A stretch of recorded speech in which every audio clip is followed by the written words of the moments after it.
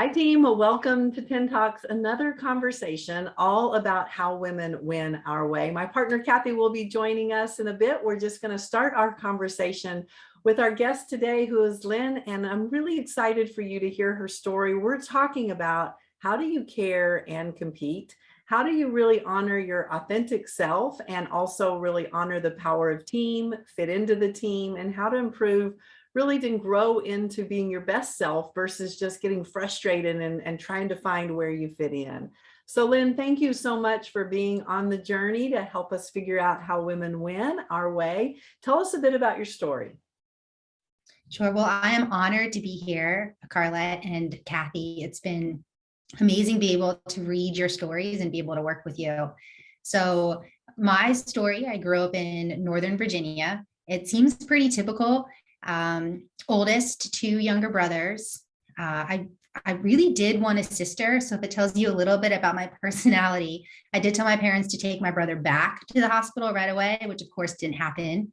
And then two working parents, which again, looking back, pretty interesting. My youngest brother, 6 years apart. So my mom went back to work. So we did have some au pairs, which when you're just looking about some of the things that have impacted you and the differences. So we had some visitors from Germany who we still stay in touch with, Ireland, France, which was pretty neat. And then, sport was something that I always did. And when I look back, those are the memories or friends in my sports, even from recess. What did we do at recess? And I had to laugh at Kathy's book because she mentioned something as simple as selecting for a kickball team and how she would always want to pick the person who was going to help her win. And that was completely me. I wouldn't define myself as a tomboy, but competing in sport in the seasons, hanging out at a pool all summer long and playing the swim team or tennis or just silly games was what I grew up with and what I knew. So that's pretty much my story. Then got into coaching. And I think that happened ultimately because, again, sport was just something that was with me all the time. So my biggest influencers were my coaches, if I look back. And then I think even growing up and during my time, the 99ers was some of my idols. And why is they were advocating, they were competing, and they were change agents for something bigger than themselves. So didn't think coaching was ever going to be my route. But again, even the magazine Sports Illustrated for Women probably only lasted like 3 years, but that was when I was growing up. And so you see this. And then somehow I had an opportunity after school. So I was going into marketing as a profession, had a job lined up, and I got asked if I wanted to come and coach at the University of Richmond. So it was this random door opening, fell in love with it. And gosh, almost 20 years later, coaching. And so what I love about that, Lynn, is just that courage to say yes. I think so many times we have this plan and we think this is the way it's going to be, and we get really intentional about following our plan, especially as a high achiever. And I'm curious about how you took that yes and took that turn that actually has ended up to be such a gift for you and everybody that you've coached. Yeah, I remember thinking I was crazy because, again, I had a position that was paid. My volunteer position, that's how I started, was living arrangements. I could stay with a friend, had to work on the side, and coaching got me a couple of $1,000s. But for me, I loved the sport. And it's one of those things. I think also Beth Anders was my coach at Old Dominion, who 9 national championships, a fantastic teacher of the game. And she actually wrote some books recently on developing people and team first, and then how success follows that. So that's what I had for the last 5 years. And I really love the sport. And I figured if I wanted to try it, why not do it now? And I knew I could go back to my marketing skill sets and I would land on my feet somehow. But I think that's what coaching or sport in general offers you too, is you're learning to go after the moment and fight for something you're passionate about. And whether it's a win or loss, you're going to learn. So did you play field hockey in college? I did. Okay, so when did that become your sport in terms of, let's just talk about the love of your sport. So our team can kind of hear that journey as well and get to know a bit about you and your sport. Yeah, I was a late bloomer for hockey. Like I said, I got the exposure to try a lot of sports. Really thankful. I think my mom was a big advocate of that. Often heard the story of how she didn't have those opportunities. So I think that was a big goal for her to set her kids up for. Especially, I was the only girl of the family. The only thing she could do was cheer, and that was 100% not who I was. I refused to wear pink, for example. So I give her a lot of credit. My dad actually coached me. Soccer was what I started with and was really what I grew up with. And then going into high school, I wanted a fall sport. Soccer was in the spring, basketball, no brainer in the winter. I had two options of cross country or hockey.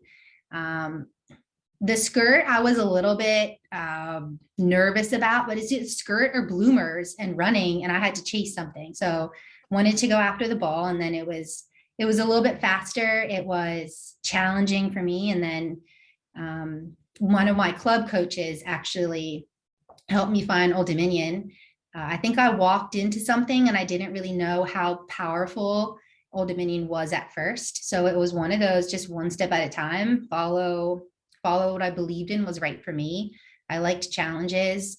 I loved the team aspect. And yeah, so ended up at Old Dominion and somehow here coaching hockey. Well, you've had an incredible career from a credential perspective. You're being very modest, as you are, which is really, just part of who you are. Just share with our team a bit of your credentials, not from a pride perspective, but more from an accomplishment of something that mattered to you because you love your sport so much and you're a competitor. So, that's what's the beauty of us talking about how women win, is that sometimes we think of our credential as just part of what we've done versus it being something that we chose to commit and compete to. And it's a result that happened because of our journey. Yeah, well, it is funny too, because you get in just your daily routine and you're working for something. And like you said, we're high achievers and it's something we've always surrounded with. So I've had to stop and look back at what my and our journey as here I'm a head coach at St. Joe's, what our journey has looked like. And I think our players group tells our story so much better. But that's probably typical for our female coaches as well. But their stories are what are so impressive. So what's been really neat for me is I have been around several other coaches and programs that I've worked for. So growth and development is something that I will always hold in my heart. And I feel like that's why I'm here and what I do. So I came into the head coaching role about 8 years ago. And our RPI, there's about 75 plus or minus Division I hockey programs. It kind of shifts as the years go. We were ranked maybe in the low 40s when I came in, and we've had this climb. And this year, our past season, we were ranked top 8. We've had on that. I know. Yeah, so exciting. But it's amazing Yeah. what this group has done, and not only the culture shift they've created, but every year they really embrace this idea of leaving a legacy. So we've had a Honda Award finalist here, which is exciting. NCAA Woman of the Year. My journey, I think even from the beginning, I just talked about how coaches have made such a big impact on me. Coaches, and then also my teammates. You look back and you see what they've accomplished, from Olympians, and you're honored to be around such a competitive group. So I think my journey so much has been about the development of the people and learning about yourself, and then also being able to fight for something greater than yourself, whether that's team or faith or whatever your passions are. So after I graduated, I worked with Ange Bradley, who then developed Syracuse into a national championship program. Rolf at University of Delaware, national championship program. So part of my upbringing has been around really intense people, which I love and couldn't see any other way. And I mentioned Beth Anders earlier, and just developing that culture and getting to a position where when it's that one day, when it's that one match or game, are you ready to perform? Beautiful. So Kathy, thoughts or questions just as you get to, jump in here and get to know Lynn a bit? Yeah, Lynn. And so, the whole idea of as a woman competitor and some of the clashing of paradigms, I guess, for women with the issues of competing really hard and sticking out and being great in a team of people. What's been your journey through those issues? It's so many different journeys. However, I think often it comes down to defining and then almost giving permission, because I do think ultimately females, we know they're pleasers. We want to please, we want to do well, we want to perform.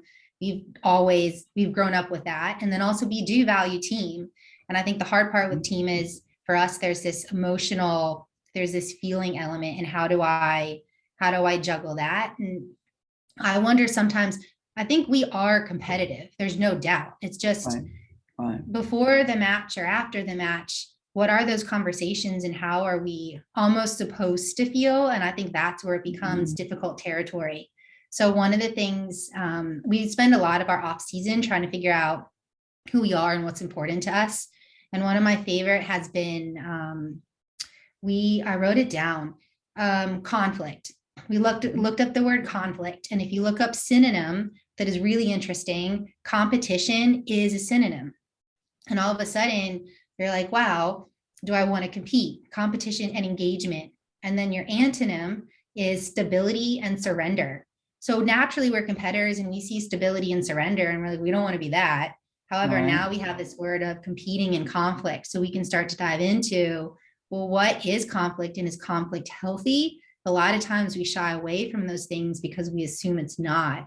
So through my experience, and some of our best players they will do anything for the team. They're often just misunderstood. So if we can define what it looks like, and again, the team gives them permission to be themselves, all of a sudden the dynamic completely swings. When you talk about being able to have an example of that in terms of that conflict, how are you as a coach working through that conflict with your team and your teammates?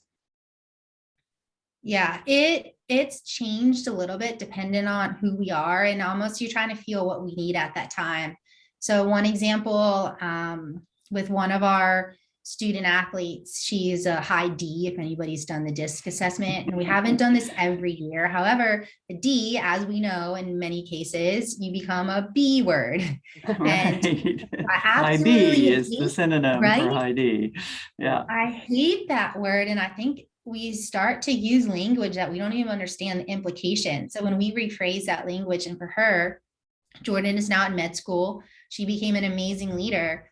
Well, we could laugh about some of her kind of ammunition and her language and her tools that she was using. But then Jordan learned off the field, what do I need to do to connect with my teammates so they know I care? And on the field, her teammates knew that her competition, she was being who she was, and they wanted her to be who she was. So now all of a sudden, the different personalities or positions or years are meeting in the middle because there's more of a shared understanding.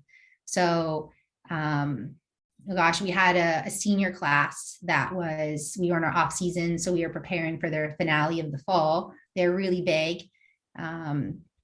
There's about 9 of them, from no playing time to, breaking assist records. So from internationals to domestic, they were so diverse. And I remember our off season for them, our conflict was they all lived together and they started carrying things onto the field and had no idea. So I literally gave them an assignment, and it was just for our senior class, our rising seniors, of you will have a conversation. And I started it for them and I left a blank. And it was, when you do something as simple as, when you do this, I feel frustrated. So it was teaching them how to have that kind of conversation. And it came back where, our All-American goalkeeper and All-American center mid lived together. And they came back laughing and said, oh my gosh, I never knew that leaving in the dishes in the sink irritated her so much. And now we joke about it. So it's so simple yet we hold on to these things and have to learn how to communicate. And it's not a bad thing. It's figuring out half the time your friends and your teammates don't even know where you're coming from. So that's been a lot of the work, is how do we have the conversations? And competing is healthy. So how do we kind of flame that, or let that fire go even higher? Yeah, I think that's fascinating, is this whole synonym for competition is conflict.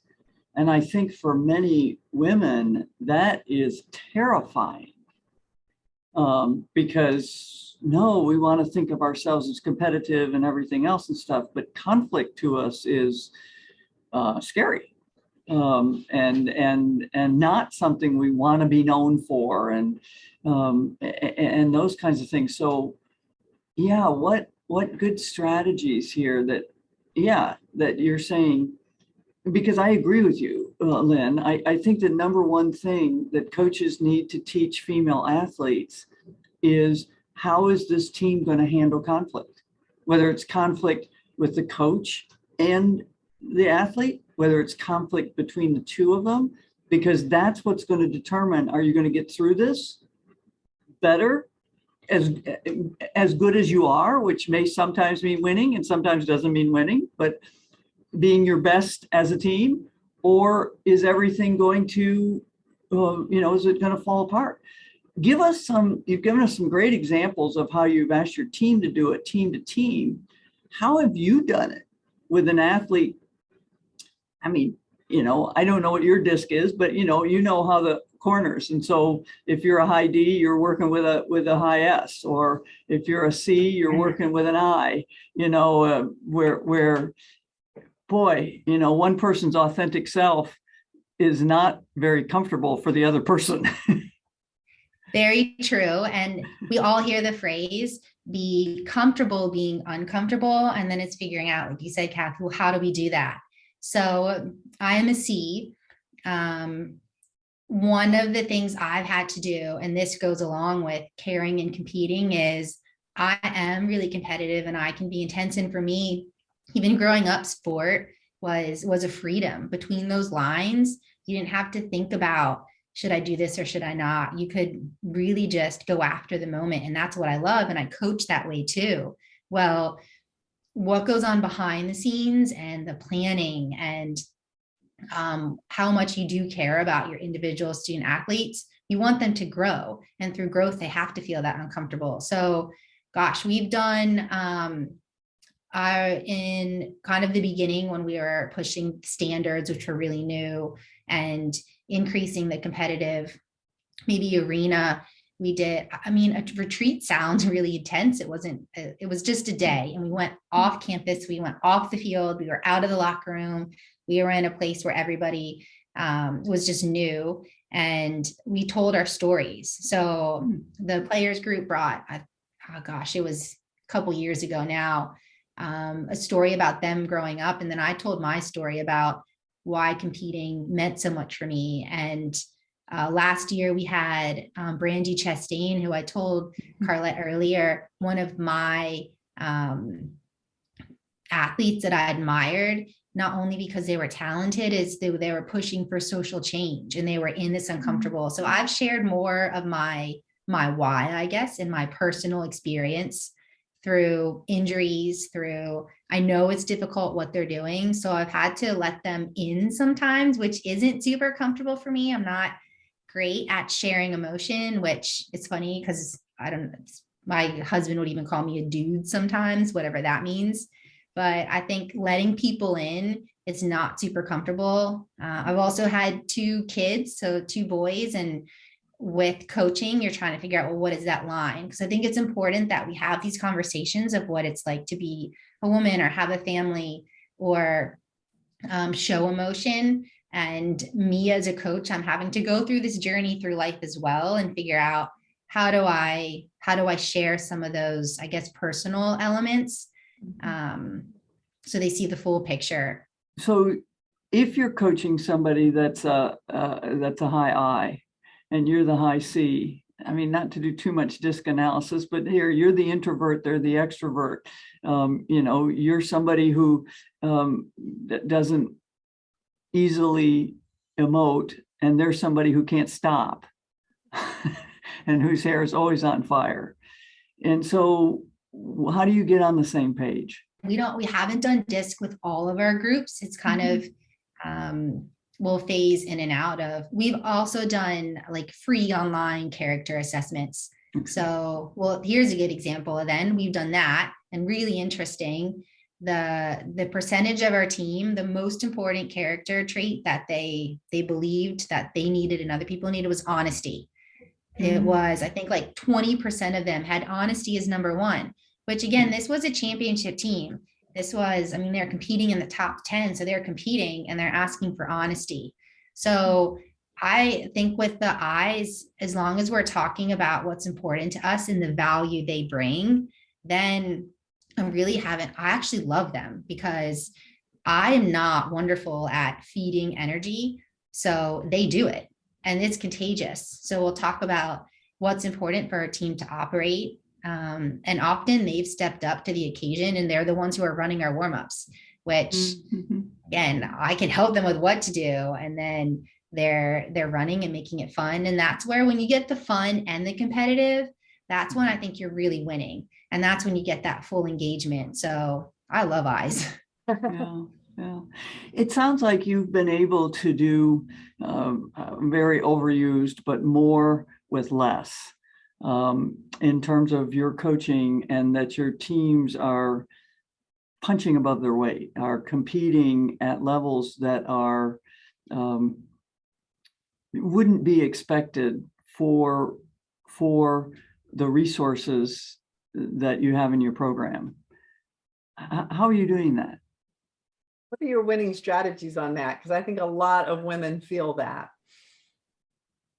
Yeah, I mean, it sounds cliche, but we hear it all the time. Character is so important. I think we spend so much time, and maybe part of it is our sport too. So we compete in the fall, and that in that fall, you're trying to peak, right? So you're trying to push and excel that group as high as possible. So you are focused on team and a journey. Where a lot of our work comes on is our off season, and that's in the spring. So I do have a couple months to work with them there, and that's where we really dive into character. We define who we are. I think ultimately, probably the three most important things are, there's this self-accountability and ability to talk about what drives me and what's important to me as an individual. And I really think that our women need to know that, because you figure out what works for you and what doesn't work for you. And that's what they're going to take on later. So there's this self-reflection. Then I think for a team, you're defining, I mean, everybody uses the words heart, intensity. Well, what does it actually mean for your group? And what does it look like? So sometimes we'll even if it's coaching, we'll use an example where they get an imagery of it. Like breaking ankles, we might show a basketball clip. So if there's something that they can define or they want to commit to, then you have the team buy-in. And then from there, it's upholding your standards. So those three things we do all the time, and it's a continuous process. It's kind of this cycle. However, that's the basis of our buy-in to want to do the hard stuff. Nobody wants to run. We all want to win, right? And then your skill development. So if you really buy into who am I, who do I want to be? Can I do this for my team? And we believe in who we are as a team and our standards. I think so much of who we are is because our players group has bought in, and it's not easy looking in the mirror and keeping yourself accountable. Yeah, and with the sport that you coach too, a fall sport, so you can be in great shape coming out of the spring because you've been there with the whistle and the stopwatch and everything else. And then, but if they don't, how do you build team and personal accountability then in that summer break? So much of being a great athlete isn't what you do when somebody's watching and when your teammates are there, when your coach is there. It's what you're doing when they're not. And how do you build that into a group of women? Coaches, at least at the university level, might be a little bit crazy. We leave our livelihood in the hands of teenagers who, you're right, for a big portion of the year, it's what decisions are they making, and we can't watch them all the time. However, I think it's exciting because well, and every year your team changes, right? So you have this growth and these light bulb moments, and it happens at different times. So, I mean, COVID was a prime example. We had actually our high D created videos and sent them out. So we had little working groups. So you have this engagement, they know they're important, and then they have fun trying it. This year, we had 2 fifth years coming back, and they are both really strong competitors and vocal about competing. So they deserve the leadership. They worked so hard, yet there's a part of you that says this could go really well because they're going to drive us forward, or the team can get really irritated because, I mean, on the field, one of my peers even mentioned how impressed they were because Fenton is calling out a teammate to like tackle back faster, which you don't always hear. So, but our team loved it. No, so now they're graduating and they're not sure what they're going to do to fill those shoes. So it's so interesting too how your dynamics each year change. So if they can find the value they bring, if they are truly committed to the team, somebody's always going to rise to the occasion. Only that's your hope. And you're hoping you're bringing in the best group to do so, which isn't easy. But I guess that's a part of sport too, is teaching and then giving them that time to step up into those roles. Lynn, we want to really talk about this subject of how to care and compete. And your whole conversation has been all about that in terms of just the caring relationships that are happening off the field are very, very impactful for how you're going to compete on the field. And we talk about this, but people don't always understand, especially if you're not really into the emotion of it or the relationship side of it. So talk to us about just how you have honored yourself in terms of what you need, and how you've also been able to know the value of that caring off the field to make competing really fun and interesting and competitive. I think it's always a work in progress. I would not say I come across as the most caring coach because I am so intense. However, and I think if you asked probably our first or second year student athletes, they would hesitate a little bit in their response. But I think what's really cool is once they're getting into their third and their fourth year, they get it. And so they know they can come. But some of that takes training too, because I know it's difficult to come and talk to your head coach about something that's uncomfortable. I've been a big believer of energy is contagious, and seeing how our team interacts tells me a lot of what I need to do to assist them. And again, I don't know, there's so much that happens from coaches from off the field, and so give an example of that. Give an example of you seeing something dynamic within your players, and then that telling you what you needed to do. So before our NCAA tournament last year, so I guess 2 seasons ago, before the game, we were really quiet. And our goalkeepers were out there early, and you don't always know what it is, just that it was different than what it has been during the season. So you're always trying to figure out how to take the next step. And then this year, it was really interesting heading into the NCAAs. They were actually dancing before the game. I'm not a dancer either. I think some coaches probably get in the middle of the huddle and start dance. That is not me. However, I think, and that's what was so interesting, is I think so much was our 2 fifth year seniors that brought it out, but that wasn't their personality either. So we're always aiming, and I talk to Carlette about this sometimes too, or be your authentic self. Well, who is that? So there's almost a self-discovery of figuring out who that is. And then there's this group saying, it's okay to be you, and I'm going to support you being yourself. So that's what we're aiming towards. So I would see it in smiles. You can see so much in eye contact, even at training. Or if I feel like the intensity needs to increase, then my intensity increases. And then sometimes right away, you can see the group like, oh my gosh, is she mad? So some of our training is, well, like Cass, who was one of the fifth year, said, oh, when Lynn seems really intense, I just tell her a joke and it's all good. So those are winning strategies that the players are even developing on who you are. And I think that's when the consistency probably helps a little bit. But energy, you can feel it, you can see it, high fives. So that's something that we try to keep an eye on. Yeah, with the team that was real quiet before, did you intervene or did you let that be? Well, In other words, did you try and change that dynamic?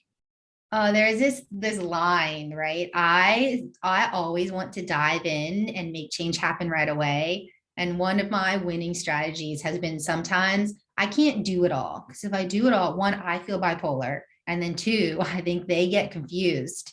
So there are times, and I've had to practice this. Sometimes I'll just let them go out and they play. And I don't have coaching feedback, or it's like, you're supposed to make a mistake. And I just ask them, have you made a mistake?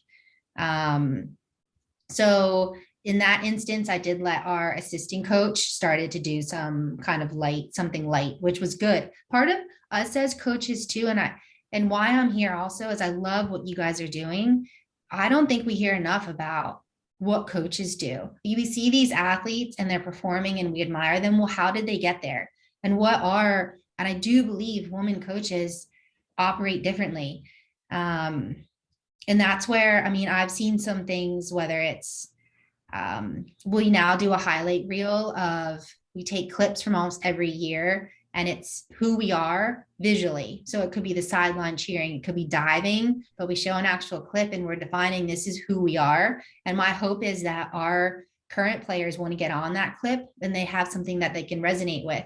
Well, so much of our strategies, even if you're pulling it up online, you pull up like top 50, top 100 coaches. And our female, I mean, you have Pat Summit, who is fantastic.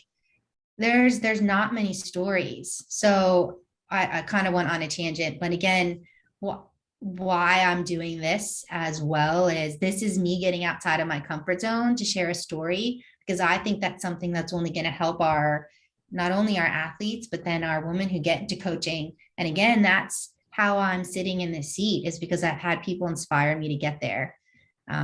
So it's this, I guess, to go back to the questions about energy, there's this constant change, and are you willing to adapt and kind of meet in the middle and again, it goes back to conversations. Are we willing to communicate about things that are uncomfortable so we can strive to work together?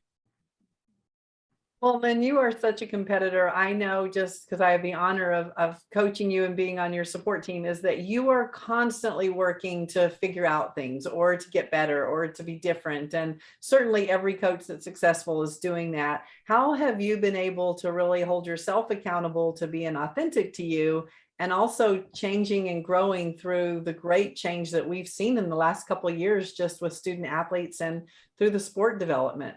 Again, all this is a work in progress. So like reading Kathy's book, to me, so eye-opening, because you just gain new perspectives. Something that's really helped me is I did start working with Carlette, and I find I will think about everyone else. So now it's, what can I do for my team? What can I do for my boys? How do I need to be better? And your tank does slowly start to drop.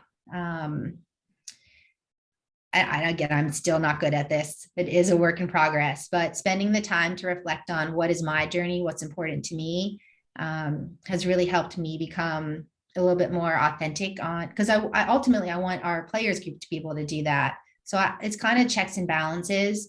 So making sure that I have a direction, or I have some kind of plan moving forward. Again, I am a C, so that structure helps me. And then I found that if I want to do something for me, I almost have to schedule it. It sounds crazy, but if I don't block in, and then one of the strategies, Carlette, you've helped with is sometimes I'll have a 30-minute block and I'm thinking about, oh, well, what can I do? And then I've wasted all my energy thinking about what I could do. And then my 30-minute block is done. So I have to put in like, I'm going to go and run. So I don't even have to think about it when the time comes up. Again, I am not great at it, but I think my goal is to constantly take a look at myself, step to a balcony, see where I want to go, and analyze, is it working, is it not? Um, Yeah, I mean, I think as women, one of the things that is hard for us sometimes to come to is that self-care is the most selfless thing that we can do. Because you can't take care of everybody else if you're not worth taking care of. I know it's so much easier said than done, isn't it? Yeah. Well, Yeah. then I really like how you stepped into that live it to give it model, because you want so much for your players and you're asking them to take care of themselves. You're asking them to high perform. You're asking them to manage academics and friendships and everything that's of value to them. And you want to be that model to say, yes, it's hard. Yes, it's outside my comfort zone. And I'm a work in progress doing it too.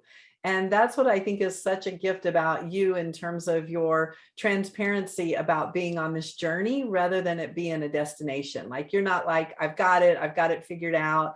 It's more about, you know what, how can I help figure it out? What can I learn from somebody else? And so thinking about that, and I totally appreciate your vulnerability and you doing this for us just to share, is like, what's not working for you and what is it that you're really working to change so that you get to become kind of a better version of you. And the journey is probably why I do what I do and what I find most fulfilling. And what's neat too is the light bulb, like I said, goes off at different moments. But I love when Katja and Carrie were in my one of the first 2 years I was here, and they randomly stopped by my house. And that to me is super rewarding. Or like I mentioned, Jordan, who's now in med school, she wrote a letter. And of course, it's neat just to say how much she's grown, and she's performing so well right now. And she takes time for herself. So it's so neat to see she's found this kind of rhythm and ritual and routine. And in there, it's, I did not like you at times. However, I respect you. And I am now, I've grown, and she's coaching hockey too on the side. So she's still passionate about the sport. So those are the things when you're talking about a journey that I also have to remember to step away and think about the stories that, because you don't always hear them.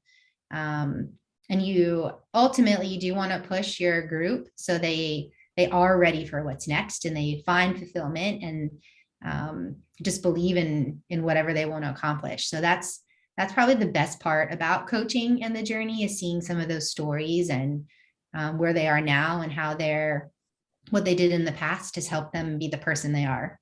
I would just say thank you. And, thanks for telling us some of the pragmatic things. I think,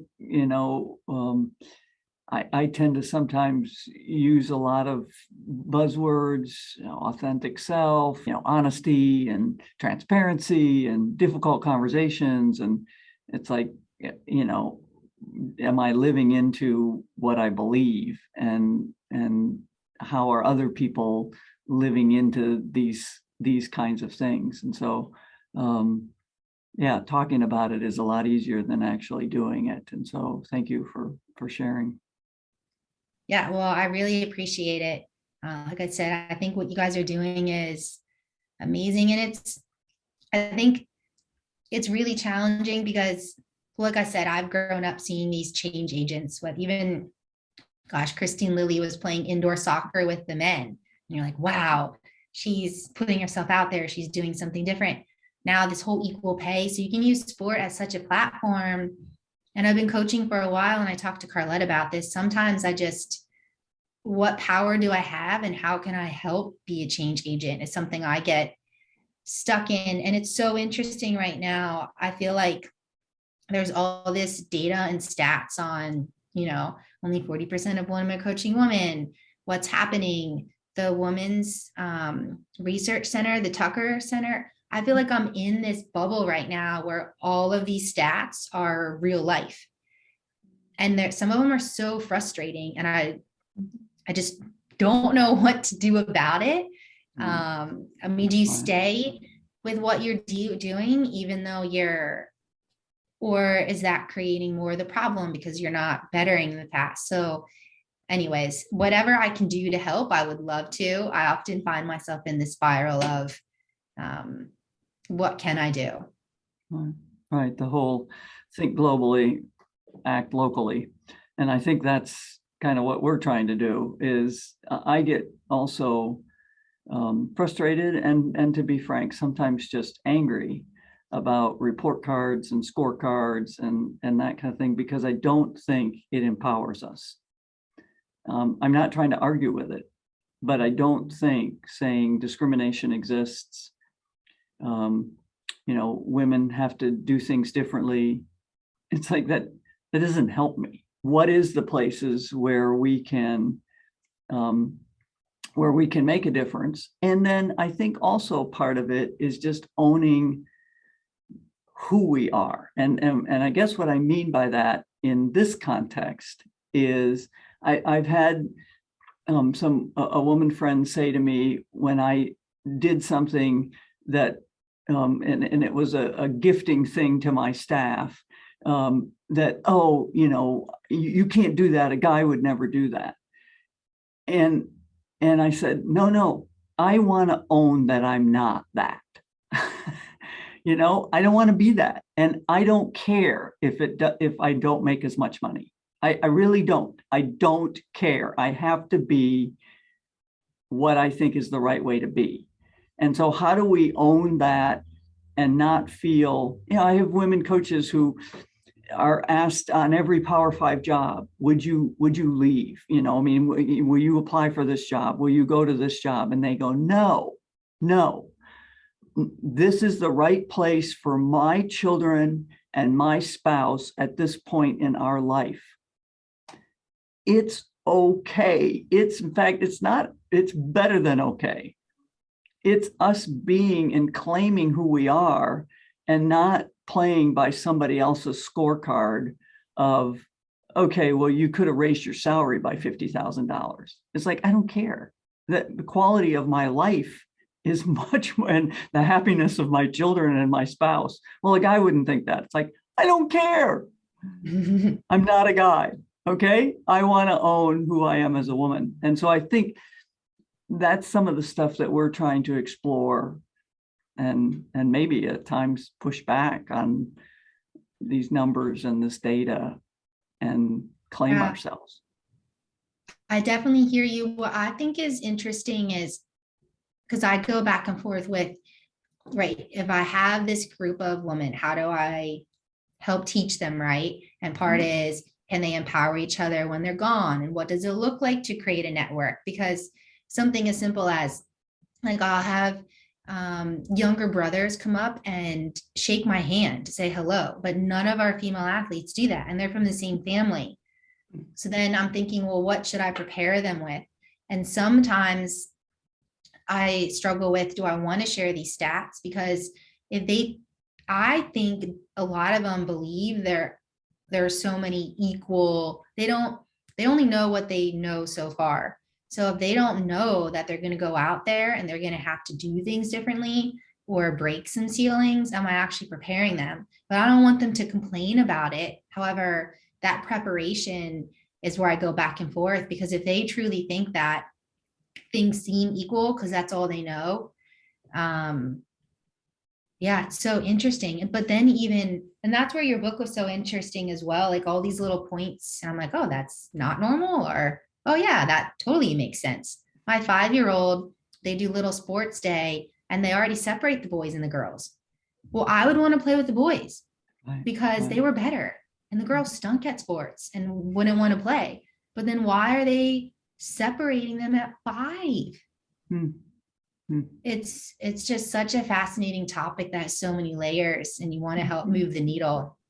So again, I could probably talk about this all day long, but greatly appreciate being able to meet you, Kathy, and then Carlette for gosh, everything you do and bringing me on board. When we talk about stats, I'd love to know what I would call, the truth, the data. And then the reason that I got Kathy to say yes to me when I said, do you want to write another book? Because she and I both know writing a book is like birthing a child. And, it's not really something you want anybody calling and saying, hey, will you write another book with me? It's because I said, your book was phenomenal. And now how do we do it?